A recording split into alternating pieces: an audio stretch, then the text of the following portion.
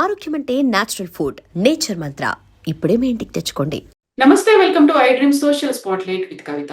White collar terror eco system సరికొత్తగా దేశవ్యాప్తంగా ఇది మ్యాసివ్ గా స్ప్రెడ్ చేయడానికి యూనివర్సిటీలు, డాక్టర్లు, విద్యావేత్తలు అందరూ రెడీ అయిపోయారు అనేటువంటి వార్త ఇప్పుడు సంచలనం కలిగిస్తోంది. అందులోనూ కేంద్ర ఇంటెలిజెన్స్ విభాగం పట్టుకున్నటువంటి 4 డాక్టర్లు చెప్తోంది ఏంటి, సైంటిఫిక్ గా ఉండాల్సినటువంటి ఒక విషయాన్ని మారణ హోమం సృష్టించడానికని ఎందుకని వాడుకుంటున్నారు, వెనకాల ఎవరున్నారు, ప్రతిదాని వెనకాల జైషే మహమ్మద్ తో పాటుగా పాకిస్తాన్ కూడా ఉందా? మనతో పాటుగా ఉన్నారు సిబిఐ మాజీ జేడీ లక్ష్మీనారాయణ గారు. సార్ నమస్తే. నమస్తే కవిత. సార్, 4 డాక్టర్లని పట్టుకున్నారు. దాంతో పాటుగా వాళ్ళు వెలుగులోకి తీసుకొచ్చినటువంటి ఒక సంచలనమైనటువంటి విషయాలు, మాస్ గా చంపేయడానికి చూస్తున్నారు, ఆ టెక్నాలజీని ఉపయోగించుకుంటున్నారు, డాక్టర్లు టెర్రరిస్టులుగా మారుతున్నారు. వీటన్నిటిని చూస్తుంటే మనం ఎక్కడున్నాం సార్ అసలు? అంటే మీరు చూస్తే టెక్నాలజీ అన్నది మానవాళి యొక్క అభివృద్ధికి ఉపయోగించవచ్చు, మానవాళి యొక్క వినాశనానికి కూడా ఉపయోగించవచ్చు, ఎక్కడ చూసినా కూడా. అదే మీరు ఆల్బర్ట్ ఐన్స్టీన్ గారు చేసిన థియరీ ఆఫ్ రిలేటివిటీని మనము శాంతియుత ప్రయోజనాలకి ఉపయోగించుకోవచ్చు. అదే న్యూక్లియర్ బాంబుని జపాన్ మీద వేసినట్టు విఘాతానికి కూడా మనం ఉపయోగించుకోవచ్చు.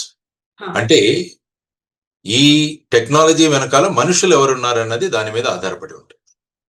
టెక్నాలజీని మంచి మనుషులు ఉపయోగిస్తే అది మానవాళి యొక్క ప్రోగ్రెస్ కి, వాళ్ళ యొక్క అభివృద్ధికి ఉపయోగం అవుతుంది. అదే టెక్నాలజీని దుర్మార్గులు, విపరీతమైన ఆలోచనలు ఉన్నవారు వాడితే అది మానవాళి వినాశనానికి ఉపయోగపడుతుందని మనం చూసాం. పురాణాల్లో కూడా రాక్షసుల దగ్గర కూడా శక్తులు ఉండేవి, వాళ్ళు సమాజ విఘాతానికి దాన్ని ఉపయోగించేవాళ్ళు. అదే దేవుళ్ళ దగ్గర శక్తులు ఉండేవి, అవి సమాజ అభివృద్ధికి, మానవాళి యొక్క అభివృద్ధికి ఉపయోగించేవాళ్ళు, ఆ రాక్షసుల్ని చంపడానికి ఉపయోగించేవాళ్ళు. సో సేమ్ పొజిషన్ ఇప్పుడు కూడా మనకు చూస్తున్నాం మనం. ముఖ్యంగా ఢిల్లీలో జరిగిన బ్లాస్ట్ వెనకాల జరిగిన ఇన్వెస్టిగేషన్ లోకి మీరు వెళితే, మీరు అన్నట్టు 4 డాక్టర్లు, అందులో ముఖ్యంగా మనం 4 డాక్టర్లు, ఇంకొక డాక్టర్, ముఖ్యంగా మీరు మాట్లాడుతున్న డాక్టర్ వచ్చేసి గుజరాత్ లో అరెస్ట్ చేయబడ్డాడు. అతను వచ్చేసి బేసిక్ గా చైనాలో ఎంబీబీఎస్ చేసి, అంటే హైదరాబాద్ కు చెందిన వ్యక్తి, ఆ తర్వాత గుజరాత్ లో ప్రస్తుతం ఉంటూ, అతను ఆముదపు గింజల నుంచి రెసిన్ అనే ఒక అత్యంత విషపూరితమైన ఒక పదార్థాన్ని తయారు చేసి, దాన్ని పెద్ద పెద్ద చెరువుల్లో గాని, నదుల్లో గాని, ట్యాంకుల్లో గాని కలిపి మాస్ కిల్లింగ్స్ అన్నవి ఏదైనా దానికి ప్రయత్నించే ప్రయత్నంలో ఉండగా గుజరాత్ యాంటీ టెర్రరిజం స్క్వాడ్ వాళ్ళు అతన్ని ఒక టోల్ గేట్ దగ్గర పట్టుకోవడం జరిగింది. అతని దగ్గర నుంచి 2 పిస్టల్స్, తర్వాత ఒక 10 కేజీల క్యాన్ లో అతను 4 కేజీల ఈ క్యాస్టర్ ఆయిల్, ఆముదపు నూనెను తీసుకువెళ్తూ ఉంటే అతన్ని ఇంట్రాగేట్ చేసినప్పుడు అతని దగ్గర నుంచి జరిగిన విషయాలు ఏంటంటే, ఈ విధంగా అతను ప్రయత్నిస్తున్నాడు అన్నది. సో ఇది ఒక డాక్టర్ యొక్క చరిత్ర.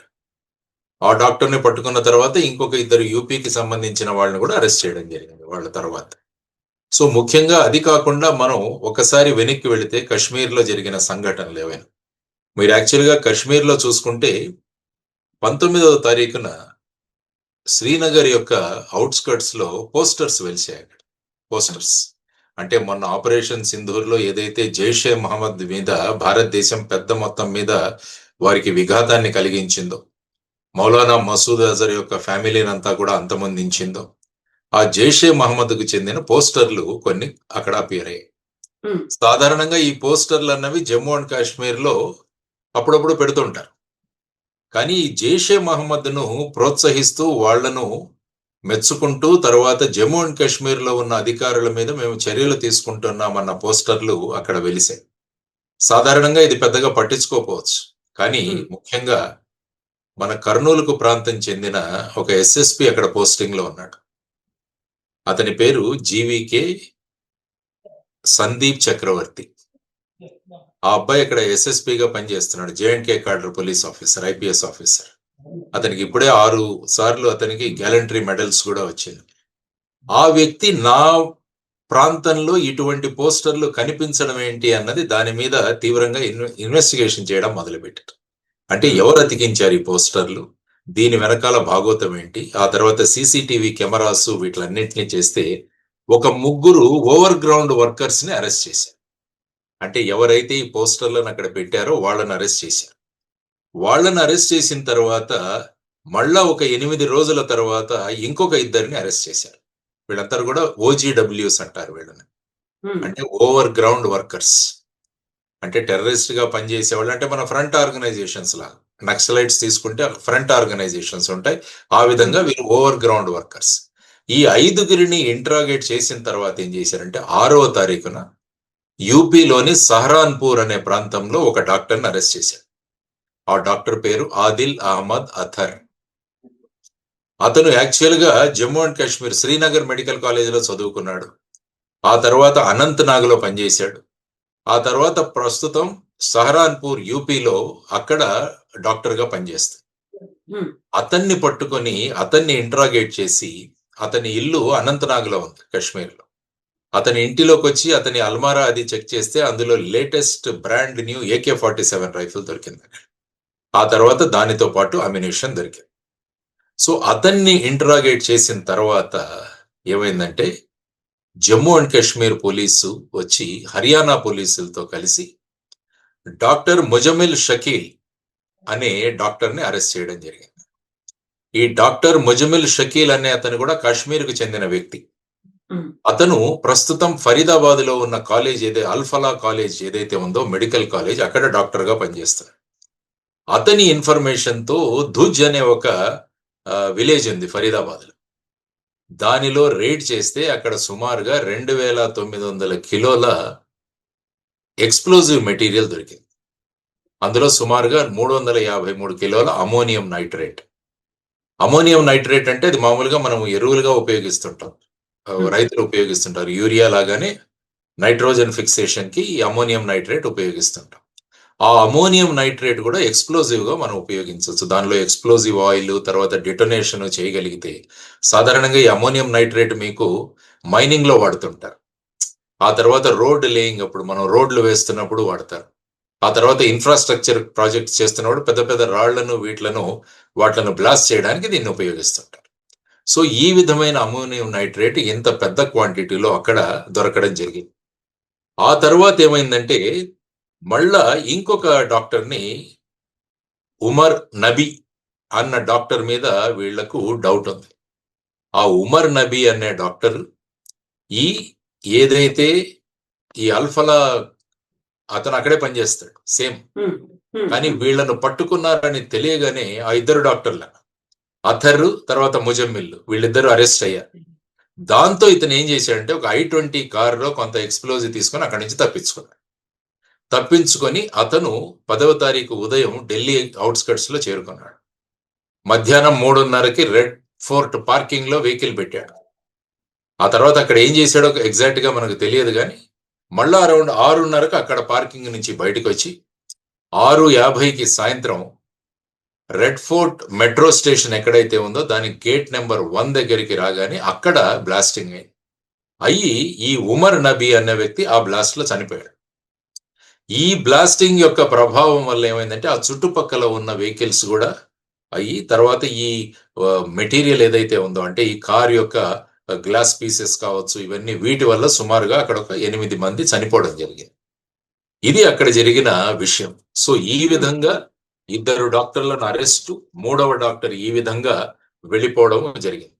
ఆ తర్వాత మీరు చూసుకుంటే లక్నో దగ్గర ఇంకొక డాక్టర్ని అరెస్ట్ చేయడం జరిగింది. ఆవిడ పేరు షమీం షాహిద్. ఈవిడ కూడా అల్ఫలా కాలేజీలోనే పనిచేస్తుంది, కానీ ఆవిడని అరెస్ట్ చేసింది అక్కడ. ఆ తర్వాత ఆవిడ వెహికల్ నుంచి ఒక AK-47 రైఫిల్, ఒక పిస్టల్ కూడా రికవర్ చేయడం జరిగింది. యాక్చువల్ గా ఇప్పటి వరకు జరిగిన ఇన్వెస్టిగేషన్ నేను చదివిన దానిలో బట్టి ఈవిడ జైషే మహమ్మద్ యొక్క యూనిట్ ని ఎస్టాబ్లిష్ చేయడానికి ఈవిడ ప్రయత్నిస్తారు. ఈ అందరు డాక్టర్లు తీసుకుంటే ఈవిడే పెద్దది అందరికన్నా. I think she passed out in 2002. Allahabad medical కాలేజీలో ఈ అమ్మాయి చదువుకుంది. తర్వాత అల్ఫలా యూనివర్సిటీలో పనిచేస్తుంది ఈ అమ్మాయి. సో ఈ విధంగా మీరు చూసుకుంటే వైట్ కోట్లు ధరించిన డాక్టర్లు ఎవరైతే ఉన్నారో వీరందరూ కూడా ఈ వైట్ కాలర్ టెర్రరిజం ని ప్రమోట్ చేస్తున్నారన్నది మనం చూడవచ్చు. సో ఇది ఇలా జరుగుతుంటే నా అక్కడ చెప్పినట్టు డాక్టర్ ని అక్కడ అరెస్ట్ చేయడం జరిగింది. ఎక్కడ? గుజరాత్. ఈ తీసుకొని వెళుతున్న అతను డాక్టర్ అహ్మద్ మొయినుద్దీన్ సయ్యద్, ఇతన్ని అక్కడ అరెస్ట్ చేయడం జరిగింది. ఇతను చైనాలో MBBS చదువుకున్నాడు. చైనాలో ఎంబీబీఎస్ చదువుకొని అతనికి వచ్చి అతని దగ్గర గ్లాక్ పిస్టల్స్, తర్వాత వచ్చేసి ఒక బరెట్టా, ఆ తర్వాత వచ్చేసి అమినేషను, 4 కిలోల క్యాస్టర్ ఆయిల్ తీసుకెళ్తూ అతను దొరికాడు. సో అతన్ని ఇంట్రాగేట్ చేస్తున్న తర్వాత ఇంకొక ఇద్దరు యూపీ నుంచి కూడా వెతికారు. సో ఇప్పుడు ప్రస్తుతానికి ఈ విధమైన ఇన్వెస్టిగేషన్ ఈ స్టేజ్ లో ఉంది, ఇంకా ఫర్దర్ ప్రోగ్రెస్ అవుతుంది. దీని వెనకాల సుమారుగా ఒక 12 మంది దాకా ఉన్నట్టుగా సస్పిషన్ ఇప్పటి వరకు. ఇందులో ఇంతమందిని అరెస్ట్ చేశారు.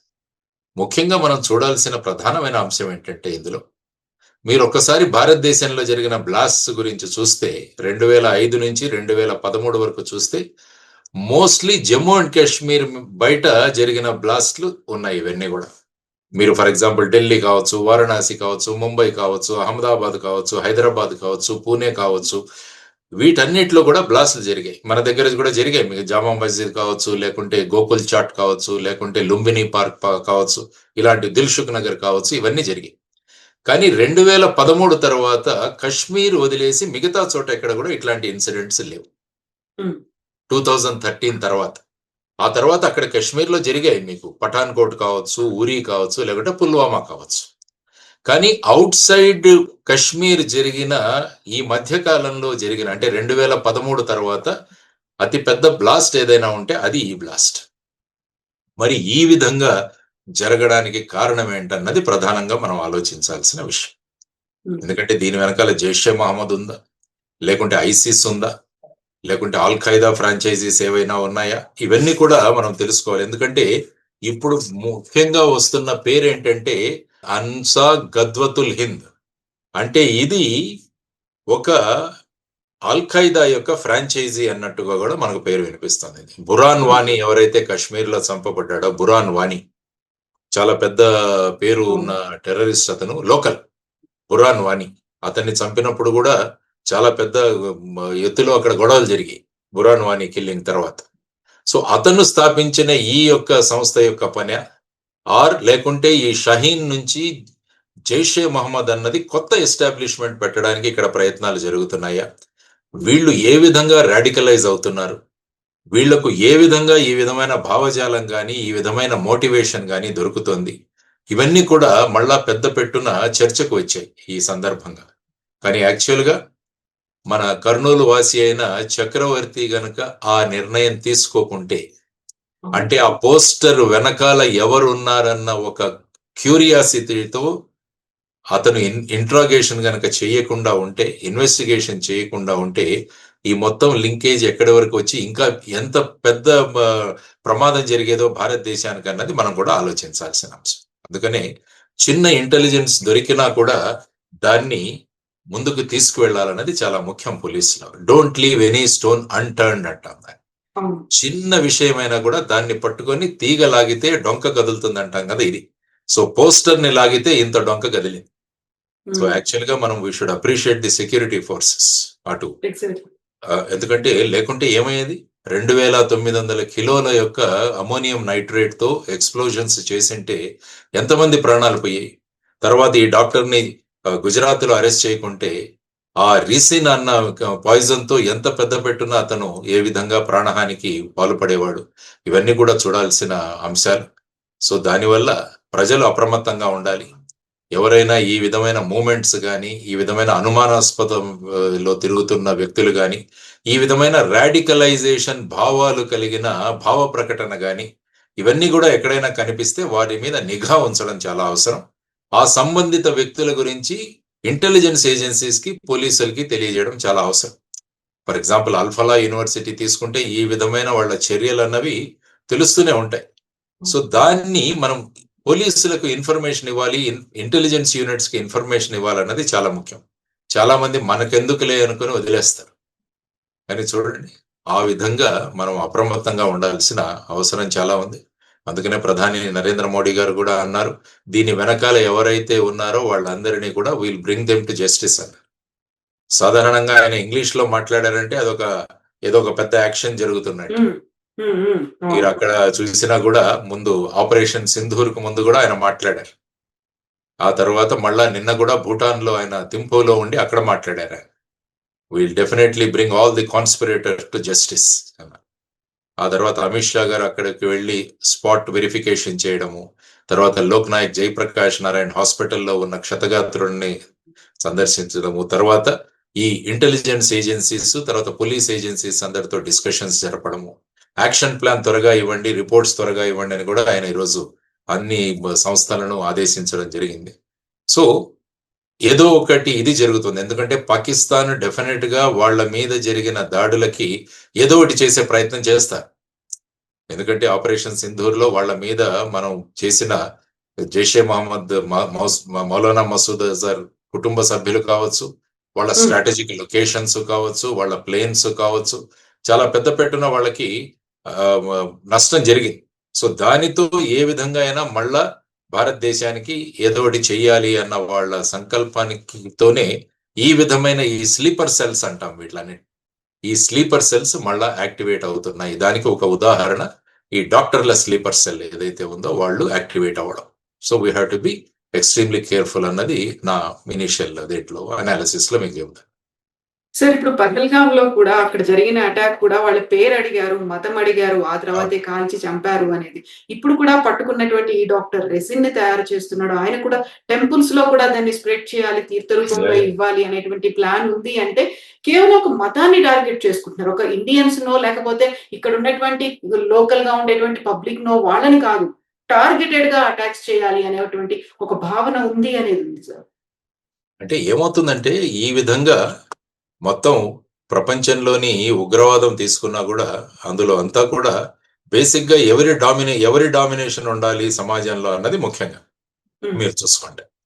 సో అందులో ప్రధానంగా పాకిస్తాన్ అన్నది మనకు ఎప్పటి నుంచో 1947 నుంచి కూడా ఈ విధమైన భావజాలం. ఎందుకంటే కశ్మీర్ మా భూభాగం అంటూ వాళ్ళు అంటుంటారు. ఎందుకంటే కశ్మీర్ విషయాన్ని యునైటెడ్ నేషన్స్ లో కూడా అనేక సార్లు వాళ్ళు లేవనెత్తుతూ ఉంటారు. సో ఆ విధంగా పాక్ ఆక్యుపైడ్ కశ్మీరు, వాళ్ళు ఆజాద్ కశ్మీర్ అంటారు. ఇవన్నీ కూడా వాళ్ళు మాట్లాడుతుంటారు. తర్వాత ఏంటంటే పాకిస్తాన్ యొక్క ఆర్థిక స్థితి చాలా అధ్వానంగా ఉంది. సో అక్కడి ప్రజలను వాళ్ళ వైపున ఉంచుకోవాలంటే భారతదేశం మీద ఏదైనా చేస్తే అక్కడ ప్రజలు మాతో ఉంటారు అన్నది వాళ్ళ అభిప్రాయం. అందువల్ల వాళ్ళు గవర్నెన్స్ లోను అడ్మినిస్ట్రేషన్ లోను ఫెయిల్ అవుతున్నప్పుడు ఎప్పుడు కూడా భారతదేశం మీద ఈ విధమైన అటాక్స్ చేసి అక్కడ ప్రజల యొక్క సపోర్ట్ ను తీసుకోవడానికి వాళ్ళు ప్రయత్నిస్తుంటారు. కానీ మనం చూసాం పాక్ ఆక్యుపైడ్ కాశ్మీర్ లో కూడా విపరీతంగా ప్రజలు గవర్నమెంట్ కి అగేన్స్ట్ గా ఉన్నారు. బలూచిస్తాన్ లో తీసుకుంటే మీకు అదే పరిస్థితి. తర్వాత వచ్చేసి ప్రస్తుతం ఆఫ్ఘనిస్తాన్ పాకిస్తాన్ బార్డర్ లో కూడా చాలా గొడవలు జరుగుతున్నాయి. అక్కడ ఉన్న తాలిబాన్ కి, తర్వాత వచ్చేసి పాకిస్తాన్ ఫోర్సెస్ కూడా అటాక్స్ జరుగుతున్నాయి. సైబర్ పఖ్తూనిస్తాన్ కూడా అక్కడ కూడా గొడవలు జరుగుతున్నాయి. సో ఖైబర్ పఖ్తూనిస్తాన్ ఇక్కడ కూడా ఈ విధంగా జరుగుతుంది. కాబట్టి పాకిస్తాన్ ఏంటంటే నలుదిక్కుల వాళ్ళ వ్యతిరేకతను వాళ్ళు చూస్తున్నారు. సో ఇటువంటి సమయంలో భారతదేశానికి ఏదైనా చేయాలి అన్నది ఒకటైతే, కొంతమంది అంటే అందరినీ మనం ఎప్పుడు కూడా మనం దోషం చేయకూడదు. కొంతమంది ఈ విధంగా అంతకుముందు చూస్తే మీకు ఐసిస్ లో జాయిన్ అవ్వాలని చెప్పి చాలా మంది సిరియాకు వెళ్ళిపోయారు. అప్పుడు మీరు చూశారు మహారాష్ట్రలో కళ్యాణ్ నుంచి 3 ఇంజనీర్లు వెళ్ళిపోయారు. అక్కడ నుంచి చాలా మంది వెళ్ళి ఐసిస్ లో వెళ్ళి జాయిన్ అయ్యారు. అప్పుడు కూడా మనం చూసాం. సో ఆ విధంగా ఒక రకమైన బ్రెయిన్ వాషింగ్ అంటాం దీన్నే భాషలో రాడికలైజేషన్ అంటాం. రాడికలైజేషన్ అన్నది చాలా ప్రాంతాల్లో జరుగుతుంటుంది. సో ఈ రాడికలైజేషన్ ని మనం ఆపగలగాలి. ఎందుకంటే ఈ విధంగా హైలీ సోఫిస్టికేటెడ్ పీపుల్, అంటే ఇప్పుడు ముఖ్యంగా దీని గురించి మాట్లాడాలంటే ఇంతవరకు చాలా మంది టెర్రరిస్ట్ కి వెళ్ళిన వాళ్ళు ఇంజనీరింగ్ బ్యాక్గ్రౌండ్ ఉన్న వాళ్ళు వెళ్ళారు చాలా మంది. ఫస్ట్ టైం డాక్టర్స్ ఇంతమంది కలిసి ఈ విధంగా చేయడం అన్నది నిజంగా అందరినీ ఆశ్చర్యచకితులను చేసింది. అంటే వైట్ కోట్లు వేసుకోవాల్సిన వాళ్ళు ఈ విధంగా వైట్ కోట్ టెర్రరిజాన్ని ఈ విధంగా ప్రమోట్ చేయడం, వైట్ కాలర్ టెర్రరిజాన్ని ప్రమోట్ చేయడం అన్నది చాలా దురదృష్టకరం, చాలా ప్రమాదకరం కూడా. ఎందుకంటే వీళ్ళంతా కూడా హైలీ ఇంటలెక్చువల్ పీపుల్ అనుకుంటుంటాం. కానీ ఇంటలెక్చువల్ పీపుల్ ని ఎప్పుడైతే రాడికలైజ్ చేశామో దాని ప్రభావం ఇంకా ఎక్కువ ఉంటుంది. ఎందుకంటే వీళ్ళు టెక్నాలజీ ఎక్కువ ఉంటుంది వీళ్ళ దగ్గర, వీళ్ళకి తెలిసిన విషయాలను, ఫర్ ఎగ్జాంపుల్ ఆముదాన్ నుంచి ఈ విధంగా రెసిన్ తయారు చేసి దాన్ని చేయాలన్న ఒక దుష్ట సంకల్పన ఏ విధంగా డాక్టర్కి వచ్చిందో ఒకసారి ఆలోచించండి. సో ఇది ప్రమాదకరం. లేకుంటే ఏంటంటే టెక్నాలజీకి సంబంధం లేని వ్యక్తులు ఏంటంటే వాళ్ళకి ఇచ్చిన ట్రైనింగ్ తో ఏదో ఒకటి చిన్నపాటి డ్యామేజ్ చేయాలని చూస్తారు. కానీ ఈ టెక్నాలజీలో ఉన్నాళ్ళు హైలీ సాఫిస్టికేటెడ్ పీపుల్, వీళ్ళంతా కూడా మనం చూస్తే Osama bin Laden was an engineer. So అందువల్ల ఆ టెక్నాలజీని ఉపయోగించి ప్లేన్లను హైజాక్ చేసి వెళ్ళి ట్విన్ టవర్స్ ను కొట్టాలన్న ఐడియా ఎలా వచ్చింది చూడండి, because of his technical knowledge. అవును. సో ఆ విధంగా అల్-ఖైదా సెకండ్ జర్వార్ అని ఉండేవాడు, ఆయన డాక్టర్. సో ఈ విధంగా highly technical people, highly intellectual people ఈ విధంగా చేయడం అన్నది చాలా ప్రమాదకరం. సో దాన్ని మనం కనిపెట్టాలి, అందరూ కూడా దీన్ని ఎక్కడో ఒక చోట ఆపగలగాలన్నది మనం ఆలోచించాలి. సో స్లీపర్ సెల్స్ అంటే ఇప్పటిదాకా చూసుకున్నది ఒక పూర్ బ్యాక్‌గ్రౌండ్ ఉంటుంది. లేకపోతే చదువుకున్న వాళ్ళు కాదు అనేది, ఎక్కడో విలేజ్‌ల నుంచి వస్తారు అనుకుంటే, వీళ్ళు వెల్ ఎడ్యుకేటెడ్ మన పక్కనే ఉన్నారు. అది కూడా యూనివర్సిటీ వేదికగా ఉన్నారు. ఆ యూనివర్సిటీకి చెందినటువంటి 5 డాక్టర్లు ఉన్నారు అంటే, ప్రతి ఒక్కరిని ఇప్పుడు అనుమానించాల్సినటువంటి పరిస్థితి వచ్చింది. మనం సేఫ్‌గా ఉన్నామా అంటే, మన చుట్టుపక్కల ఎవరున్నారు కూడా అర్థం కాని పరిస్థితిలో ఉన్నాం. ఎంత అలర్ట్‌గా ఉన్నప్పటికీ, క్లూస్ టీమ్ కావచ్చు, లేకుంటే ఇంటెలిజెన్స్ ఎంత ఉన్నప్పటికీ, మనంతట మనం ఎలా అవేర్‌నెస్‌తో ఉండాలంటారు సార్? అదే నేను చెప్పాను కదా, బేసిక్గా ఏంటంటే ఫస్ట్ వన్ ఈజ్ రాడికలైజేషన్ నుంచి ఆఫ్ చేయడం. ఎక్కడైతే ఈ రాడికలైజేషన్ జరుగుతుందో దాన్ని మనం నిఘా పెట్టి వాటిని ఆపడం చాలా అవసరం. ఫర్ ఎగ్జాంపుల్ మీరు చూస్తే 2006వ సంవత్సరంలో యాంటీ టెర్రరిజం స్క్వాడ్లో పనిచేస్తున్నప్పుడు ఎల్లోరా దగ్గర ఇలాగే చాలా మందిని పట్టుకోవడం జరిగింది. అందరూ సుమారుగా 16 AK-47లు, RDX ఇవన్నీ కూడా సీజ్ చేశాం అక్కడ. అక్కడ చూస్తే అక్కడ పనిచేస్తున్న వాళ్ళందరూ కూడా చిన్న చిన్న ఎలక్ట్రీషియన్స్, లేకుంటే చిన్న మేస్త్రి పని చేసేవాళ్ళు, తాపీ పని చేసేవాళ్ళు, చిన్న చిన్న పళ్ళ దుకాణంలో పనిచేసేవాళ్ళు, ఫ్రూట్ వెండర్స్ వీరుండేవాళ్ళు బేసిక్. కానీ ప్రస్తుతం మీరు అన్నట్టు ఇప్పుడు చూస్తే వీళ్ళు హైలీ సాఫిస్టికేటెడ్ పీపుల్. అంటే మంచి మంచి మెరిట్ లో వచ్చి గవర్నమెంట్ మెడికల్ కాలేజీలో చదువుకుంటున్న డాక్టర్స్ వీళ్ళు. అలహాబాద్ మెడికల్ కాలేజీలో చదువుకున్నవాడు, ఇంకొక వ్యక్తి చైనాకు వెళ్ళి చదువుకున్నాడు. సో ఈ విధంగా చూస్తే వీరందరూ కూడా ఏ విధంగా ఇటువంటి రాడికలైజేషన్ లేకుంటే బ్రెయిన్ వాషింగ్ కు గురి అవుతున్నారు, వాళ్ళలో ఉన్న ఈ విధమైన మోటివేషన్ ఏంటి, వీళ్ళను ఈ విధంగా ప్రవృత్తం చేయడం ఏంటి. తర్వాత ఏంటంటే ముఖ్యంగా వీళ్ళందరూ యావరేజ్ ఏజ్ చూసుకుంటే ఒక 23-24. సో వీళ్ళందరూ కూడా బ్రావడో, ఏదో ఒకటి చెయ్యాలి అన్నది కూడా యూత్ లో ముఖ్యంగా ఉంటది. ఎందుకంటే కన్స్ట్రక్టివ్ కన్నా డిస్ట్రక్టివ్ చేయడం చాలా సులభం. తర్వాత ఏంటంటే ఈ వెబ్సైట్స్ కానీ ఈ ఇంటర్నెట్లో కానీ మీకు ఏం కావాలంటే అది దొరకడం, ఇది కూడా చాలా ప్రమాదకరం. తర్వాత ఇప్పుడు వచ్చేసి ముఖ్యంగా ఆర్టిఫిషియల్ ఇంటెలిజెన్స్, చాట్ జీపీటీ కావచ్చు, జెమినై కావచ్చు, వీటన్నిటిలో కూడా మనం ఏం అడిగితే అది దాన్ని, ఎందుకంటే అది ప్రాణం లేని టెక్నాలజీ. సో మీరు ఏది అడిగితే అది ఇస్తుంది. అది ఎందుకు ఉపయోగపడుతుందని it is none of its concern. So ఈ విధంగా ఈ టెక్నాలజీని ఉపయోగించుకుంటే ఇటువంటి వాళ్ళ వల్ల ఇంకా పెద్ద ప్రమాదం ఉంది. సో మీరు అన్నట్టు అందరినీ అనుమానించాల్సిన అవసరం లేదు, కానీ ఇటువంటి భావజాలం ఉన్నవాళ్ళు, ఇటువంటి ఆలోచన విధానం ఉన్నవాళ్ళు, ఇటువంటి వ్యక్తుల యొక్క సమాజంలో వాళ్ళు మసలుతున్న విధానం, వాళ్ళు మాట్లాడే విధానం, వీటన్నిటి మీద అందరూ కూడా జాగ్రత్తగా గురి పెట్టాల్సిన అవసరం ఉంది. ఇటువంటి ప్రవృత్తి గల వాళ్ళు ఎక్కడైనా కనిపిస్తే నేను ఇంతకు ముందు చెప్పినట్టు పోలీసులకు కానీ ఇంటెలిజెన్స్ ఏజెన్సీస్ కానీ వెంటనే ఇన్ఫార్మ్ చేయడం అన్నది చాలా అవసరం. రద్దీగా ఉన్న ప్రదేశాల్లో కూడా చాలా జాగ్రత్తగా ఉండాల్సిన అవసరం ఉంది. అందుకని ఇప్పుడు రైల్వే స్టేషన్లు, ఎయిర్పోర్ట్స్ వీటిలన్నిటి కూడా చెకింగ్స్ అవన్నీ కూడా చాలా ఇదిగా జరుగుతున్నాయి. సాధారణంగా ఏంటంటే ఒక ఇన్సిడెంట్ జరిగిన తర్వాత కొన్ని రోజులు జరుగుతాయి, తర్వాత మళ్ళా మామూలుగా యథాస్థితికి వచ్చేస్తాం మనం. కానీ ఇటువంటి స్లీపర్ సెల్ కి వాళ్లకు స్లీప్ లేకుండా చేయాలంటే మనమందరూ స్లీప్లెస్ గా మనం ఉండాలి. సో స్లీపర్ సెల్స్ ని వాళ్ళు పడుకున్న వాళ్ళని మనం పడుకొనిస్తే వాళ్ళు ఎప్పుడో ఒకప్పుడు మేల్కొంటారు. కాబట్టి మనం మెలకువగా ఉండి ఈ స్లీపర్ సెల్స్ ని ఎక్స్పోజ్ చేయాల్సిన అవసరం చాలా ఉంది. ఇది నేను అనుకోవడం. Yes, sir. Thank you so much, sir. Thank you, sir. నమస్తే.